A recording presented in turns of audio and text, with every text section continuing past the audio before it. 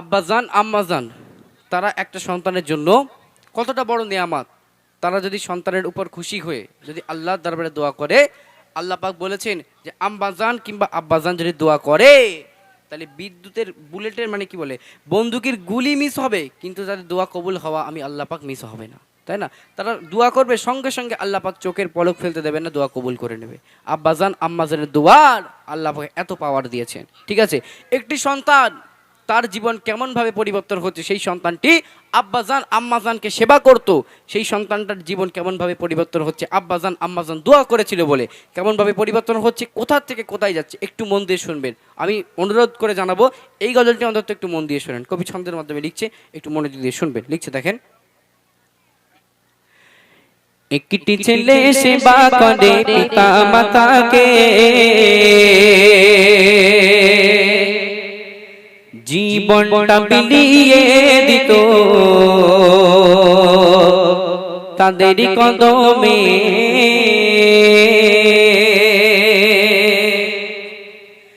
একটি ছেলে সেবা করে পিতা মাতাকে, জীবনটা বিলিয়ে দিত তাদের কদমে। একটি ছেলে সেবা করে পিতা মাতাকে, জীবনটা বিলিয়ে দিত তাদের কদমে। হঠাৎ করে আম্মাজান খুব অসুস্থ হয়ে পড়ে, আম্মাজান প্রচন্ড অসুস্থ হয়ে পড়ে, আম্মাজান বিছানা শয্যাশায়ী হয়ে যায়।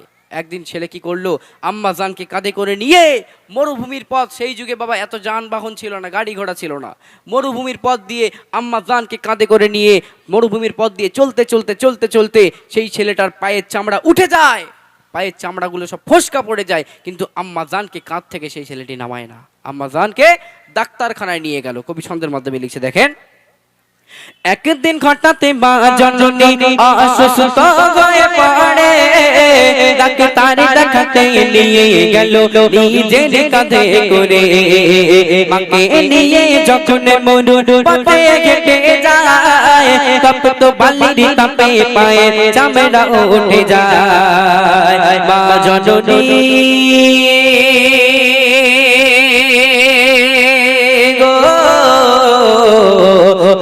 জননী সুস্থ হয়ে দোয়া যে করে, ছেলেকে আমার রেখো খোদা তোমার পছন্দের ঘরে।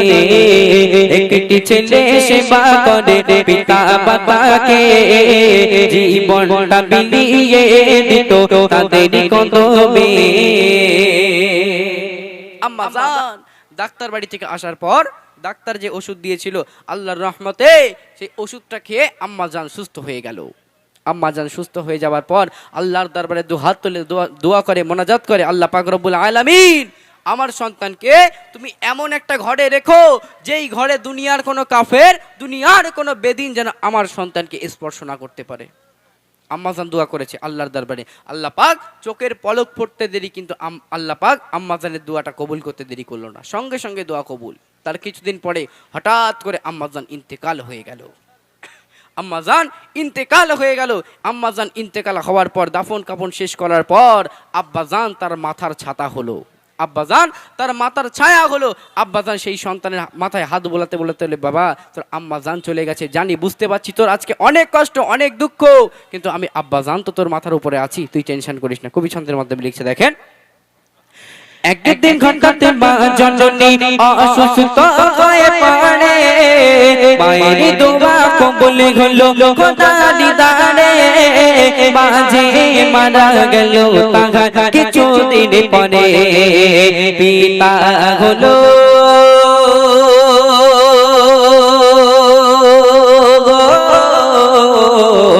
পিতা হলো মাথার ছাতা ছায়া যে দিত, পিতার কথায় দুঃখ ব্যথা ভুলিয়া যেত।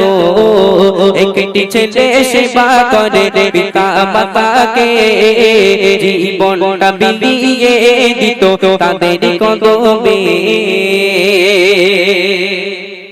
আম্মাজান ইন্তেকাল করার পর আব্বাজান সেই ছেলেটার জন্য নামাজ কালাম পড়ে পাঠিয়ে বসে আল্লাহর দরবারে দোয়া তুলে দোয়া করে, আল্লাহ ও আল্লাহ রব্বুল আলামিন আমার সন্তানকে তুমি হালাল রিজিকের ব্যবস্থা করে দিও, হারাম থেকে দূরে রেখো। আব্বাজান দোয়া করছে আমার সন্তানকে হালাল রিজিকের ব্যবস্থা করে দিও। আল্লাহ পাক সঙ্গে সঙ্গে দোয়া কবুল করে নিল। তার কিছুদিন পরে আল্লাহর কি লীলা খেলা, আব্বাজানও দুনিয়া ছেড়ে ইন্তেকাল হয়ে গেল। এখন সেই ছেলেটা একটা সমুদ্রের ধারে গিয়ে অঝর নয়নে কাঁদে আর আল্লাহর কাছে বলে, আল্লাহ, দুনিয়ার বুকে আমার আম্মা জান ছিল, আমার একটা স্থান ছিল, আমার আব্বা জান ছিল, আমার মাথার উপরে ছায়া ছিল, কিন্তু আজকে আমার আব্বা জানও নেই, আম্মা জানও নেই। আজকে আমি এতিম সন্তান, আমি কোথায় যাব, আমি কি খাবো, আমি কোথায় যাব? এখন আম্মাজান কি দোয়া করেছিল? আম্মাজান দোয়া করেছিল যে আল্লাহ, আমার সন্তানকে তুমি এমন একটা ঘরে রেখো যে ঘরে যেন দুনিয়ার কোনো বেদিন, দুনিয়ার কোনো কাফের যেন আমার সন্তানকে স্পর্শ না করতে পারে। আল্লাহ পাক দোয়া কবুল করেছিল। এমন তো অবস্থায় সেই ছেলেটি দেখতে পেল সমুদ্র যেন মিডিলে, সমুদ্রের মধ্যেখানে কি যেন একটা দ্বীপ মতো ভাসে। সেই ছেলেটা দেখতে পেল সমুদ্রের মিডিলে একটা দ্বীপ মতো ভাসছে। এমন তো অবস্থায় সেই ছেলেটা মনে মনে করছে, আল্লাহ, ওই দ্বীপ মতো জিনিসটা যদি একটু কাছের গোড়ার দিকে আসতো, আমি একটু দেখতাম ওর ভেতরে কি আছে। এখন আল্লাহর কি লীলা খেলা, যখনই ছেলেটা এই কথাটা বলল, সঙ্গে সঙ্গে সেই দ্বীপ জিনিসটা একদম কিনারায় চলে আসলো। একটা বাজারে হয় না সুবহানাল্লাহ? তাহলে যখনই কিনারায় চলে আসলো, সন্তানটা সেই দ্বীপের মধ্যে প্রবেশ করলো।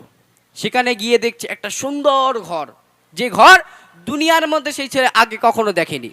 এখন সেই ঘরের শুধু দরজা খোঁজে, চারি সাইড ঘরে দরজা খোঁজে, কিন্তু দরজা খুঁজে পায় না। এখন যখনই আল্লাহর কাছে দোয়া করছে, আল্লাহ, একটুখানি যদি আমি দরজাটা খুঁজে পেতাম, আমি একটু ঘরের ভিতরে দেখতাম যে ভিতরে কি আছে। আল্লাহর কি লীলা খেলার সঙ্গে সঙ্গে দরওয়াজাও খুলে গেল। জোরে হয় না সুবহানাল্লাহ? তাহলে যখনই দরওয়াজাটা খুলে গেল, সেই সন্তানটা ঘরের মধ্যে প্রবেশ করলো। এখন যখনই ঘরের মধ্যে প্রবেশ করে, আপনি দরজা বন্ধ হয়ে গিয়ে সমুদ্রের মধ্যে আবার তলিয়ে যায়। সন্তানটা জানে না কিন্তু সমুদ্রের মধ্যে তলিয়ে গেছে। এখন সেখানে ঢুকে দেখছে কি, মোটামুটি নামাজ পাটি বিছানো, যাই নামাজের পাটি বিছানো। সন্তানটা সঙ্গে সঙ্গে 2 রাকাত নফল নামাজ আদায় করে নিয়ে আল্লাহর দরবারে দুহাত তুলে দোয়া করছে, আল্লাহ, আমি তো একটা থাকার স্থান মোটামুটি পেয়ে গেছি, কিন্তু আল্লাহ, এই জায়গায় আমি দুটো খাবার কি করে পাবো, হালাল রিজিক কি করে পাবো? আব্বাজান দোয়া করেছিল যে আমার সন্তানকে হালাল রিজিকের ব্যবস্থা করে দিও। আম্মাজানের দোয়া কিন্তু কবুল হয়েছে, আম্মাজানের দোয়ার এই ফলাফল। আব্বাজান দোয়া করেছিল, আল্লাহ, আমার সন্তানকে যেন তুমি হারাম খাবার খাইও না, হালাল খাবার খাইও, হালাল রিজিকের ব্যবস্থা করে দিও। আল্লাহ পাক কি করলো, কবি ছন্দের মাধ্যমে লিখছে, একটু মনোযোগ দিয়ে শুনবেন। এতিমি হয়ে বসে কাঁদে সাগরের পানে, হঠাৎ দেখে ঢেউয়ের দোলায় কি যেন ভাসে।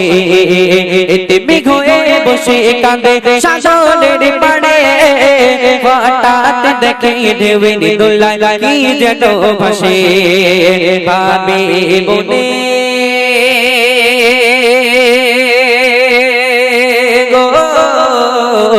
ভাবে মনে আসতো যদি একটু কিনারায়, দেখতাম সেটাই কি আছে মোরে খোদার করুণা। সেই ঘরের মধ্যে ঢুকে কি ঘটনা ঘটছে একটু মনোযোগ দিয়ে শুনবেন। নামাজ শেষে ভাবে মনে খাবো এবার কি, হঠাৎ দেখে খাবার মুখে সবুজ এক পাখি। জোরে হয় না সুবহানাল্লাহ? জোরে হবে না সুবহানাল্লাহ? আল্লাহর কি লীলা খেলা। যখনই নামাজ শেষ করে আল্লাহর কাছে বলে, আল্লাহ, আমি তো একটা স্থান পেয়েছি, থাকার একটা জায়গা পেয়েছি, কিন্তু আল্লাহ, আমি দুটো খাবো কি, আমি হালাল রিজিকটা পাবো কি করে? তখনই দেখছে একটা সবুজ পাখি একটা মুখে পুটলি করে নিয়ে এসে তার কাছে রেখে দিয়ে আবার কোথায় চলে গেল, সে জানতেও পারল না। আল্লাহর কি লীলা খেলা। খুলে দেখছে এর ভিতরে জান্নাতি সব খাবার, জান্নাতের সব খাবার, যে খাবার দুনিয়ার মধ্যে সে আগে কখনো খায়নি। কবি ছন্দের মাধ্যমে লিখছে, দেখেন। নামাজ শেষে মনে ভাবে খাবো এবার কি, হঠাৎ দেখে খাবার মুখে সবুজ এক পাখি। নামাজ শেষে ভাবে মনে খাবো এবার কি, হঠাৎ দেখে খাবার মুখে সবুজ এক পাখি। জান্নাতে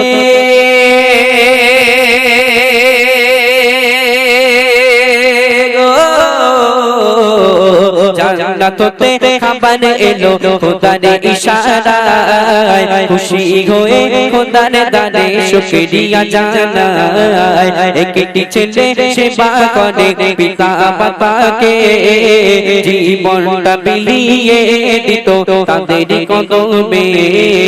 একটি ছেলে সেবা করে পিতা মাতাকে, জীবনটা বিলিয়ে দিত তাদের কদমে। তাহলে এই গজলটা থেকে আমরা কি শিখলাম? যে আব্বাজান আম্মাজান যদি দোয়া করে সন্তানের উপর খুশি হয়ে, আল্লাহ পাক যদি কবুল করে, তাহলে কিন্তু নসিব পর্যন্ত খুলে যেতে পারে। তো ঠিক কি না? তাই আমার যুবক ভাইরা যারা এখানে আছেন, যারা বোনেরা আছেন, সকলকে অনুরোধ করব, যতদিন পর্যন্ত আমাদের আব্বাজান আম্মাজানরা দুনিয়ার বুকে হায়াতে আছেন, তাদেরকে আমরা সেবা যত্ন করার চেষ্টা করব, তাদের কথা মতো চলার একটু চেষ্টা করব। শেষ কথায় আমি মাসুদ ইসলাম সবার জন্য, আমার যুবক ভাইরা যুবক বোনদের জন্য কি বলতে চাইছি একটুখানি মনোযোগ দিয়ে শুনবেন। মাসুদ বলে শোনো হে মুমিনে মুসলমান, বাবা মায়ের দোয়া হতে পারে জান্নাতে স্থান। মাসুদ বলে শোনো হে মুমিনে মুসলমান, বাবা মায়ের দোয়া হতে পারে জান্নাতে স্থান। মিনতি আমার,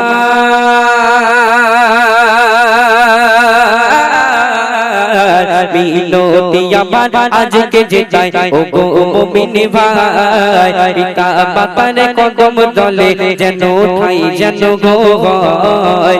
একটি ছেলে সেবা করে পিতা মাতাকে, জীবনটা বিলিয়ে দিত তাদের কদমে। একটি ছেলে সেবা করে পিতা মাতাকে, জীবনটা বিলিয়ে দিত তাদের কদমে। একটি ছেলে সেবা করে পিতা মাতাকে, জীবনটা বিলিয়ে দিত তাদের কদমে।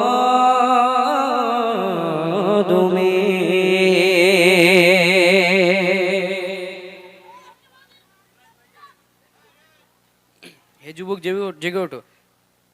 আচ্ছা, লিরিক্সটা বার করে দিলাম। আচ্ছা, আমার ভাইরা মোটামুটি কিছু কিছু তবু রিকোয়েস্ট করছে। আমার আম্মা জানেরা একদম এসে থমড়াকে মানে একদম এঁটে বসেছে, তো একদম এঁটে বসে রয়েছে, তালা মেরে দিয়ে এসছে, বুঝলেন?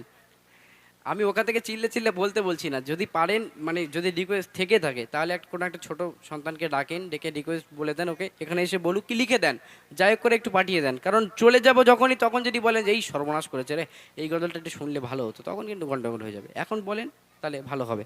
আচ্ছা, আমি একটা কথা বলি, তাহলে লিরিক্সটা বার করুক। আচ্ছা, ইসলামিক মেহফিলে বলুন বা অন্য কোনো অনুষ্ঠানে বলুন, মেয়েদের চাপ বেশি হয় না ছেলেদের চাপ বেশি হয়? সত্যি কথা বাবুরা, একটু সত্যি কথা বলুন তো, মেয়েদের চাপ বেশি হয় না ছেলেদের চাপ বেশি হয়? মেয়েদের চাপ, ভয় করছে নাকি? মেয়েদের চাপ বেশি হয় তো নাকি? মেয়েদের চাপ বেশি হয়। কেন জানেন? মোটামুটি মেয়েদের আড্ডাখানা কোথায় হয় কে বলতে পারবে? হ্যাঁ, কলের ধারে। তো সব জায়গায় তো দেখতে পাচ্ছি। ও তুমি ইউটিউবার, তো সব জায়গায় যাবো, মুখস্থ করে ফেলেছে, বুঝতে পেরেছো? আচ্ছা, মেয়েদের আড্ডাখানা হয় কলের ধার। পাড়ায় যে একটা কল থাকে, মানে যে কল, টানা কল থাকে, ওই কলের ধারে গিয়ে এরা মোটামুটি থালা বাসন মাজে, জামা কাপড় কাচে, সব কিছু করে। ওখানে গিয়ে ওর খবর সব ওই কলের মধ্যে। এখন হঠাৎ করে একজন গিয়ে বলছে, বলে এবু জানিস সে আমাদের না, সে একজন মারা গেছে। বলতে হ্যাঁ, কখন যাবি? ডাইরেক্ট বলছে, বলে কখন যাবি? বলছে এই দুপুরের পরে যাব। বলছে এই খবরদার, গাড়িতে আমার জন্য জায়গা রাখবে, আমিও যাব, বুঝলেন? এখন কি করেছে, পানিটা নিয়ে বাড়িতে গিয়ে যত রকমের ওর কাজ বাজ ছিল, রান্না করা, থালা বাসন মাজা, জামা কাপড় পরিষ্কার করা, যা ইত্যাদি কাজ হয়, সব কাজকর্ম সেরে নিয়ে লাল টুকটুকে একটা শাড়ি পরে, কানে সোনার দুল পরে চলেছে কোথায়? কোথায় যাচ্ছে? এগোজি কোথায় যাচ্ছে? মরা বাড়ি। এখন মরা বাড়িতে যাবে কিসে? একতলা হোক, দুতলা হোক, আর তিনতলা হোক, গাড়ি হোক, ঠিক আছে, কোন গাড়ির কটা চাকা তাও দেখিনি, ধুমধাম করে উঠেছে, বুঝলেন? এখন উঠেছে পারে, তা ওঠ ভালোভাবে ওঠ, উঠে পারি গল্প শুরু। কিরম গল্প? বলে এবু তুই কালকে রাত্রিবেলা কেনতিল কেন বল দিন? বলতে আর বলিস না, আমাদের ড্যাকরা লাতি মেরেছিল। বলে কেন? বলে তরকারিতে একটু লবণ কম হয়েছিল, ওই জন্য। বলে বউ কালকের কথা বাদ দে, আজকে সিরিয়ালটা কেরাম হচ্ছিল তাই বল। বলি বউ আর বলিস নে, সেই নায়ক কি একটা বল দিকে এই রাম বড় হা করেছে, সেই টাইমে কারেন্ট চলে গেছে। বউ জানিস ওই সিরিয়ালটা দেখা হয়নি বলে আমার পেটের মধ্যে ঢুমুস ঢামুস হচ্ছে, বুঝলেন? এই সব ঘটনা। তো ঘটনা বলতে বলতে, গল্প সল্প করতে করতে তারা মরা বাড়িতে চলে গেল। মরাবাড়ি যখনই পৌঁছে গেল, এখন গাড়িটা থেমেছে, গাড়ির থেকে নামার পরে দু চার কদম এগিয়ে গিয়েছে, লাশ শোয়ানো আছে, ডাইরেক্ট গিয়ে আচার খেয়ে কাঁদছে, ভিড় ঠেলে আচার খেয়ে গিয়ে কাঁদছে। কেমন কায়দায় কান্নার স্টাইলটা দেখুন, কাঁদছে। ও খালা তুই মরে গেলি খালা, তুই আমার হাতের বিরিয়ানি খাবি বলি আমি তোরে খাওয়াতে পারলাম না খালা। খালা তুই চিন্তা করিস নি খালা, আখিরাতে তোকে খাওয়াবো। কত বড় কথা! কাল কিয়ামতের মাঠ, যেই মাঠে আম্মাজান সন্তানকে চিনবে না, স্ত্রী স্বামীকে চিনবে না, সন্তান আব্বাজান আম্মাজেনদেরকে চিনবে না, আর সেই মাঠে ওনাকে খালাটা খুঁজে খুঁজে বিরিয়ানি খাওয়াবে। কত বড় কথা বলেন দিন নাকি। এখন খালা কাঁদছিল পাশের ঘরে বসে বসে, খালা তো আর সহ্য করতে পারলো না, খালা দৌড়ে এসে বলছে, বলে এই হতভাগী, তুই দেখে কাঁদ, তুই দেখে কাঁদ, আমি মরিনি, মরেছে তোর খালু। বুঝলেন তো, ও তো জেনে যায়নি কে মরেছে না মরেছে, ঠিক আছে, ও তো গিয়েছে আন্দাজে ঢিল মারতে, মোটামুটি দুটো ডাল আলু খাবার আশায়, ঠিক আছে।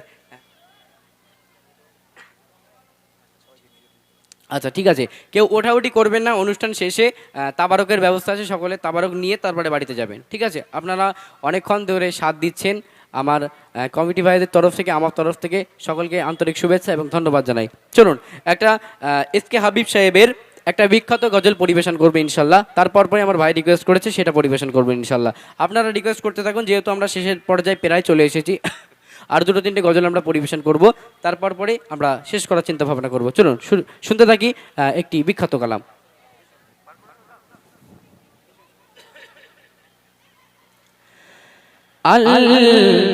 আমি নবী আমার মুক্তি দাতা সবার খোদা জানে বন্ধু কোনে দিল যে উপহার। আমি নবী আমার মুক্তি দাতা সবার খোদা জানে বন্ধু করে দিল যে উপহার। আমি নবী আমার দেখো যে জগৎবাসী, দেখো দেখো নবী শশী দয়া মায়ার সাগর লো সবার মুখে ফোটাই হাসি। দেখো যে জগৎবাসী, দেখো দেখো রবি শশী দয়া মায়া সাগর লো সবার মুখে ফোটায় হাসি। এসো প্রেমে পারি সারা দেখে হবে আতো হারা, হয়নি এমন হবে নায়ার মুহাম্মদ নাম জাগার। আমি নবী আমার মুক্তি দাতা সবার। পথের ধারে বাঁধা ছিল অবলায় বনের হরিণ, সেই পথ দিয়ে যেতেছিলেন আমার দয়ার নবী করিম। পথের ধারে বাঁধা ছিল অবলায় বনের হরিণ, যে পথ দিয়ে যেতেছিলেন আমার প্রিয় নবী করিম। ডেকে বলে নবীজিকে ছেড়ে দাও গো আজ আমাকে, কচি কচি বাঁচা আবার কাঁদে যে বেকারার। আমি নবী আমার মুক্তি দাতা সবার খোদা জানে বন্ধু করে দিল যে উপহার।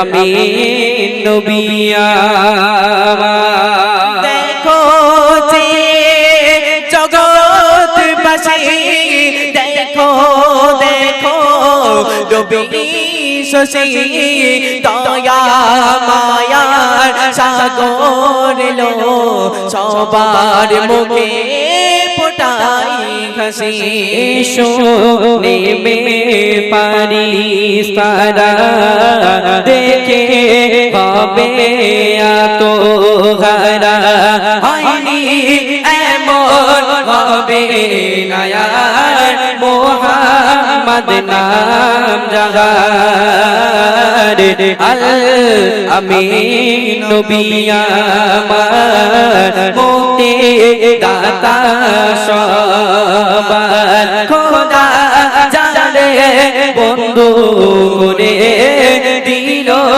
যে উপকার আল আমিন নবী আমার মুক্তি দাতা সবার মুক্তি দাতা